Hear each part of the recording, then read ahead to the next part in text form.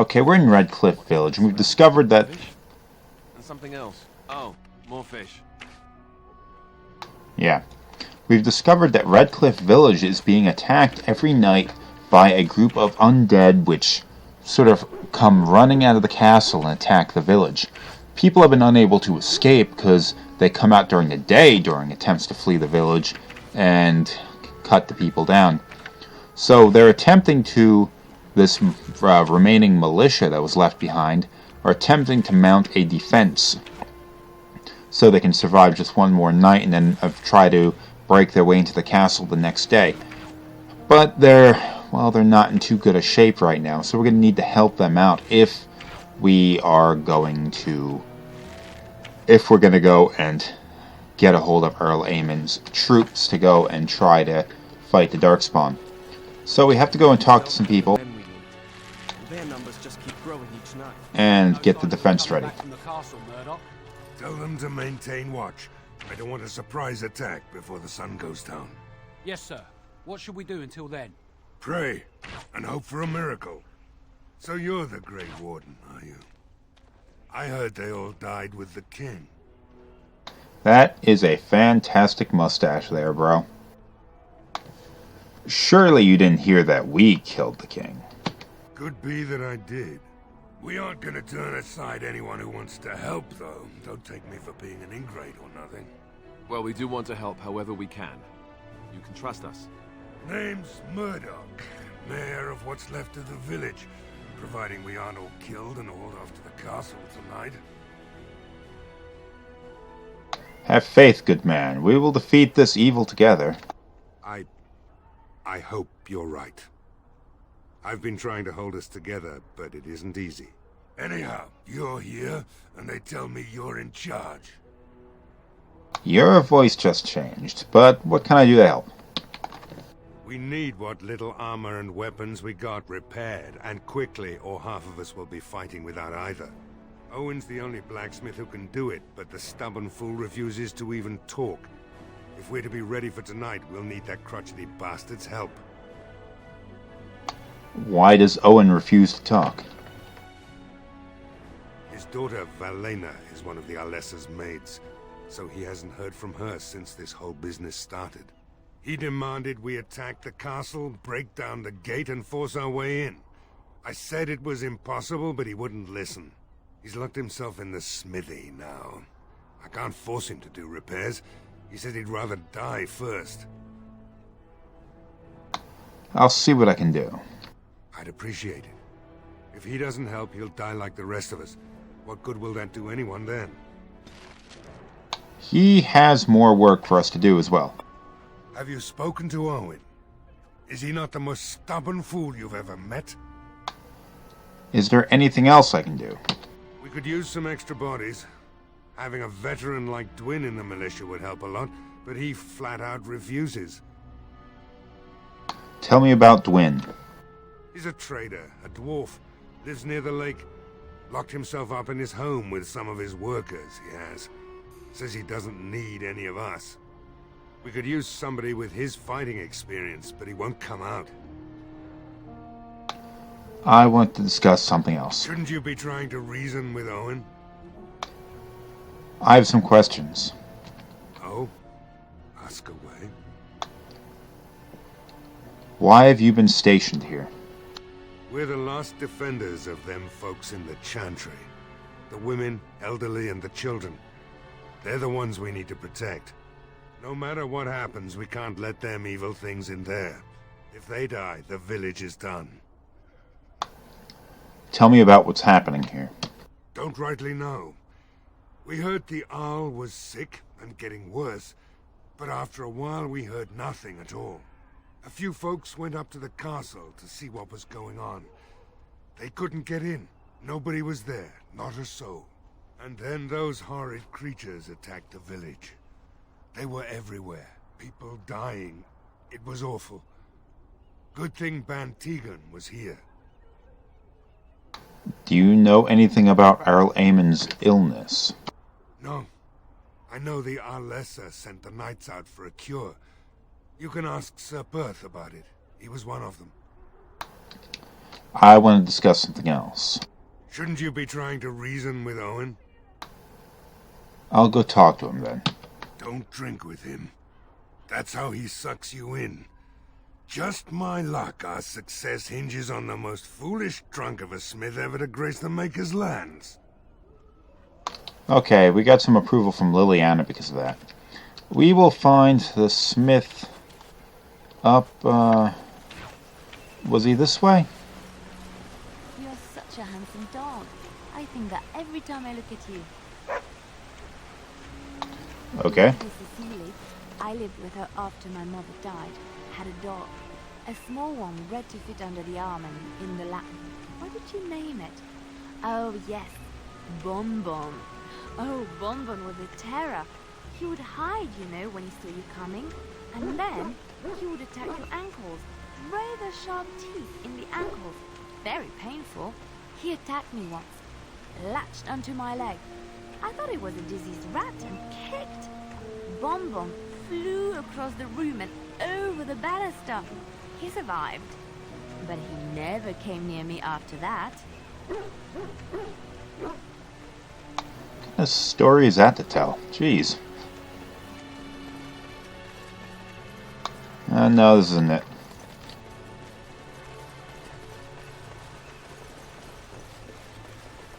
Oh, okay, it was closer than I was thinking. It's right here. Go away. Curse you. Leave me in peace. You've already taken everything out of my stores. There's nothing left. Who is this Owen, the blacksmith? I need to speak with you. Huh? Who is that? What do you want? I've been through enough. I'd prefer not to speak through the door. Can I come in? All right, all right. Let me undo the locks. All I ask is that you don't make any trouble. They both did, our warden and Liliana did like a shrug, like, That was weird. Maker's breath. What is that smell? It's like someone set a brewery on fire. Somebody's been drinking. So I let you in. You wanted to talk. Now we're talking. Mind telling me who you are? My name is Bruce, a Grey Warden helping Van Tegan. A Grey Warden, is it? It takes all kinds. Anyhow, my name's Owen, though you might already know that. Care to join me as I get besotted?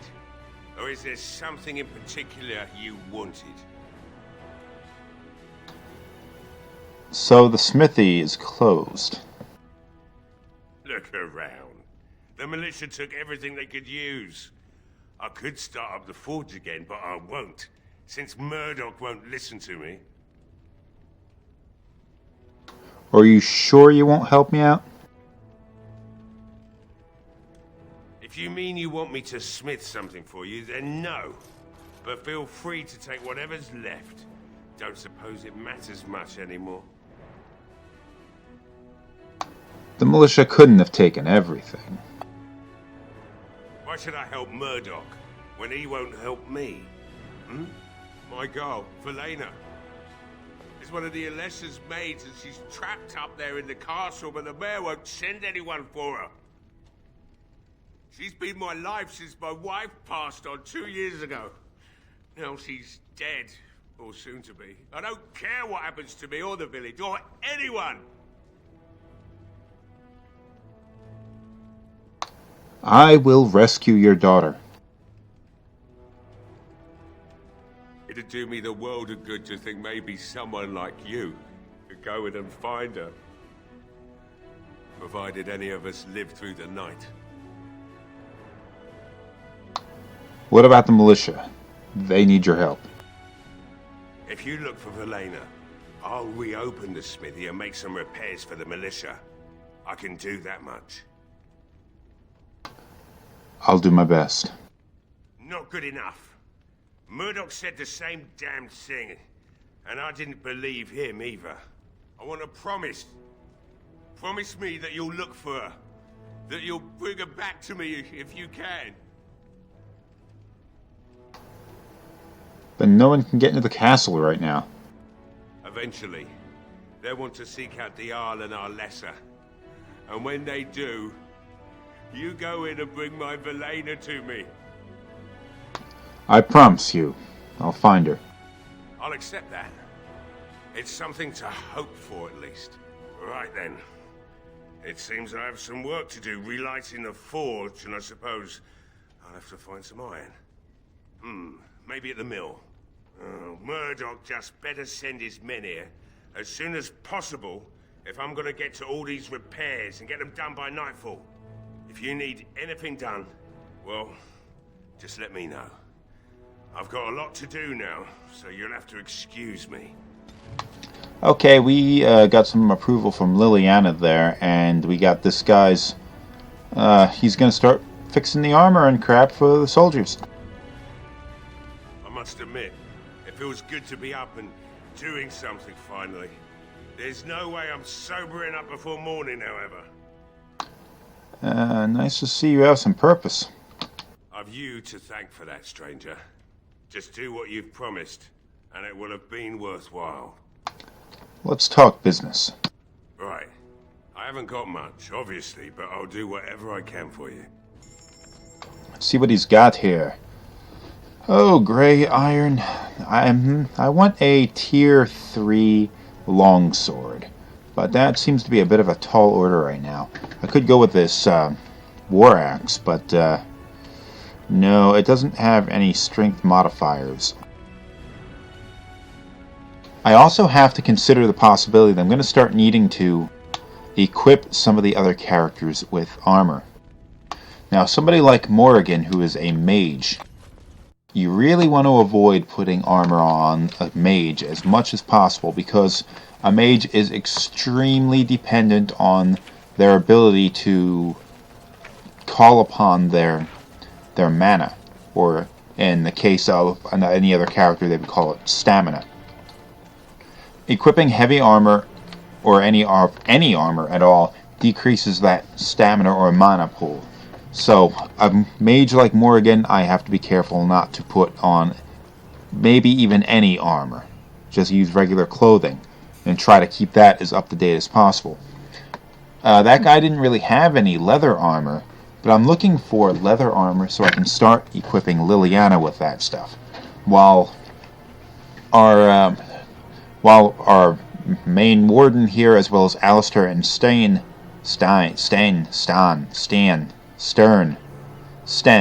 there we go. While they can get away with having heavy armor because they use more brute force to damage enemies as opposed to stamina-based attacks. Rogue, the only rogue I have right now is Liliana, is little more dependent on stamina than the warriors, but less than a mage like Morrigan. So I can afford to equip her with leather armor, but all I really have right now is a lot of heavy armor. Iron, gray iron. Well, I guess this would work. I kind of want a tier 3 though. Yeah, that increased her fatigue rating by quite a bit. Because I already do have some leather armor on her. That's not the clothes I wanted. Well, I guess it really doesn't matter. But, doesn't really do any different. But, yeah, that's no purpose to that. I'll keep an eye out for some better leather armor, though. I want to go with at least a tier 3.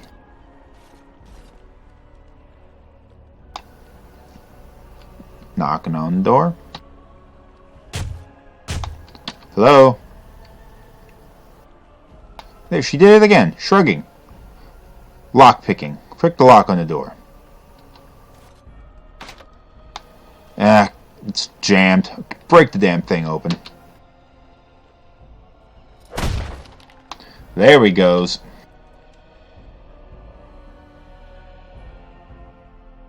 Wonderful. Intruders. I hope you have a good reason for breaking and entering into my home. I apologize. I didn't mean any harm. Apology accepted. The name's Dwin. Pleased to meet you. Now get out. Murdoch says he needs your... Damn it. Murdoch says he needs you for the militia. So what? You recruiting for him? I'll tell you what I told Murdoch. I'm not risking my neck for this town. Your chances are better out there than in here. Thanks. But I'll take my chances in here. Everyone else can run around in the open waiting to die. Can I change your mind? Maybe. Let's hear what you've got. I'll put in a damn it. I'll put in a good word for you with Ban Tegan or the Arrow. And what good would that do me? The Arl's probably dead. I couldn't care less what Tegan thinks of me. What else you got? If you don't go out... If you... damn it. You go and I don't cut you off your head. How about that? So, that's what it comes down to, huh? Fine. I'll go. If you want me out there so badly. Thank you. Don't thank me. I'm not doing this for you. I'm doing this because of you. Go tell Murdoch you won. And I better see you out there in the square when those creatures come. Okay. Haha. We have some more help out there. Got nothing to steal. What a disappointment.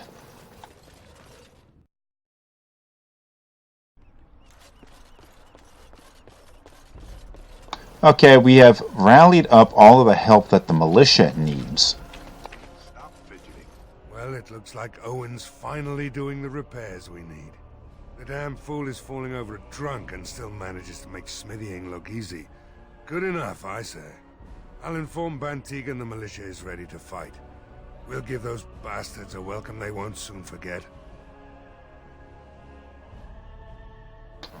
You're not only ready, Murdoch. We're gonna win. I hope you're right. We may just be village folk, but we're going to fight like there's no tomorrow. I still need to speak to Sir Perth. You'll find him and his men at the mill by the bridge, to the north. I have a good feeling about tonight. I don't like being out here, Dwin. The mayor's giving I got an me achievement. What? Okay. The repairs are underway surprisingly quickly, considering how drunk Owen is. We may just make it. I'd like to talk about Dwin. Thanks for persuading him to come out here. He's going to be a great help. I just know it. I'll be back. I need to check on something. I have a good feeling about tonight. We don't understand why we're... Okay, we got Dwin. We convinced him to go and take part in the battle. There's a funny thing you'll notice about the dwarves in this game. The dwarves are not shunned in society in the same capacity that elves are, although they do tend to live rather separate, in the sense that there are dwarven cities and villages, and there are human cities and villages. Just how smart are Mabari supposed to be, anyway? Do you think they understand everything we say? Oh, is that so? You could just be listening to the tone of my voice. You could be an utter moron for all we know. Hey, now. There's nothing saying that a moron can't be cute and adorable. Who's the cute and adorable puppy? Ignorance is bliss, isn't it? That's what the child tree kept telling me anyhow. Haha. Anyway, the dwarves tend to live in different area of civilization. They have their own cities and villages, and there are human cities and villages. But when you find a dwarf, and we've seen this a couple of times by now, you find a dwarf that is living among humans, it's usually for a pretty good reason. Either they are running from something, like our fellow at the camp. It shall be done. Cool. They're either running from something like our fellow that's hanging around at our camp, a former felon or something, or you get somebody like Dwin who, all in all, is pretty well disgusted with the kind of society that the dwarves live in, with the kind of internal warring and conflict and all that kind of stuff. So, I mean, even though Dwyn doesn't admit it right now, he has a pretty strong liking for Redcliffe and the people that live there. Okay, something you have to consider is the approval rating of all of your characters. Pretty much everybody, like Liliana, is only +10, which is considered neutral. Alistair's +8, a little weaker. Brutus loves you unconditionally, your dog. And all that. And a lot of these factors change up or down depending on your dialogue choices or your actions, that kind of stuff. What I'm going to be doing here is unfortunately something that Liliana will disapprove of. Maybe Alistair as well. Of all the... Yes. Indeed. So I'm going to bring in some other characters. Sten and Morrigan are much colder-hearted and are much more likely to not either disapprove of what I'm about to say or do, or pretty much don't care. I'm hoping Sten doesn't care. And Brutus, of course, doesn't give a damn because he is a dog. Greetings, Grey Warden. I am as relieved as Ban Tegan is to see you here. I must admit that I do not quite know how to address you. Is my lord sufficient? I don't care what you call me.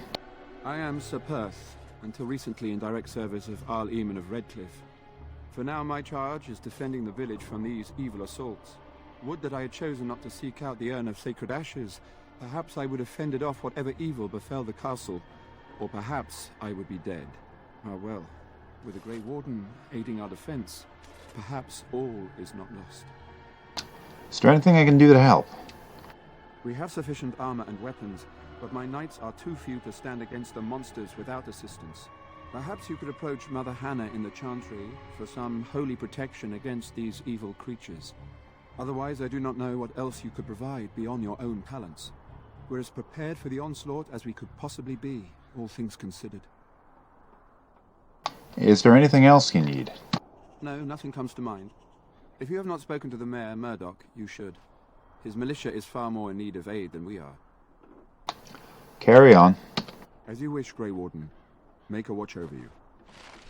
Okay, this is what I am trying to avoid with the other characters here. The deity of the Chantry, which Liliana belongs to and Alistair previously belonged to, is not like the sort of theistic concept that is like more of a modern concept that we have today, where like a loving, attentive God watching over the people. The Chantry, and specifically, believes that the Maker is not only not giving a crap about what goes on in human society, but is specifically like not even there to give a crap. So the idea of having a bunch of holy relics that go and help them, that help a person through some like religious blessing or something like that, is an absurdity to a lot of them. Although some people still seem to think of it as in that capacity. So if I were to go and ask this woman for this stuff, it would piss the other two off, I believe. You are a stranger amongst us, yet you still agree to defend our village in its darkest hour. We are most grateful to you. Be grateful when we win the battle. I will be grateful of your attempt, even if it fails. We can ask no more. Allow me to introduce myself. I am revered Mother Hannah, head of this Chantry, which for the moment is a place of refuge for these poor villagers. They are terrified of tonight's attack, and I fear these walls will not keep them safe. What can I do to help with your task? Just how safe is the Chantry? It is the sturdiest building in the village. The women, elderly, and children will stay here during the battle, while the militia and knights protect them. They set up a barricade outside the Chantry to keep monsters from getting inside. If anything gets in, Ban Tegan is our only defense. Please, have mercy. Help these people. Do whatever you can. Sir Perth needs holy protection for the knights. I have done all I can for them. I pray for them each night and seek the Maker's forgiveness for their sins before they face their deaths. What Sir Perth seeks is something that is not in my power to give. Well, what do you mean? Sir Perth believes that I can protect them against these creatures, a shield only the Maker can provide, and that I withhold this power. He refuses to accept there is no such thing. I am no mage, and the Maker will not intervene with his power no matter how strong one's faith may be. Are you saying the Maker has no power? Of course not. The Maker could do whatever he wished, but he does not provide protection against evil just because one thinks he should. The Maker turned his back on us long ago for mankind's folly. We must earn his grace, not demand it. That sounds like a convenient excuse. Does it? The Maker created everything you see. It is we who owe him, not the other way around. So what does protect against such evil? I do not know. Certainly nothing that isn't tainted with the very foul magic Sir Perth seeks protection from. What is the harm in giving them hope? You mean you want me to let them think the Maker protects them in a real sense? I will not lie to them like that. But if they think it helps them... Oh, you know what? I think this is a little more entertaining. You will help them because I tell you to. And do it quickly. You dare threaten me to lie to these poor men? To tell them the Maker protects them when he does not? Very well. Though I loathe doing this, you leave me no option. I have a number of silver-cast holy symbols. Tell Sir Perth that he can have them, and that wearing them will confer the Maker's protection. Now please, let me tend to these poor folk. I must do what I can, and I suggest you do the same. Haha. Okay. We got some holy emblems or some crap.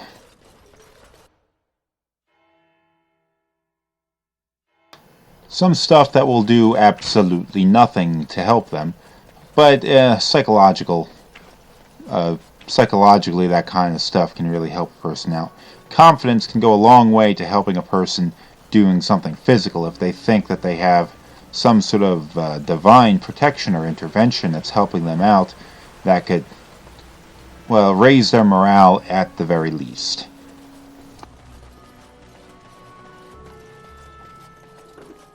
The Knights of Redcliffe are ready to fight at your disposal. You said you wanted holy protection. Have you spoken to the revered mother? Has she offered anything? Mother Hannah has some holy amulets. Will these do? If they are the same as the symbols worn by their priests, well, that would more than suffice. You think it would actually help? Of course I do. These are Maker's symbols. What better protection could we ask for? I will send some men to collect the amulets. Please give my regards to Mother Hannah for seeing some sense at last. Carry on. As you wish, Grey Warden. Maker watch over you. Ha ha. Okay. I have, Defensible enough spot.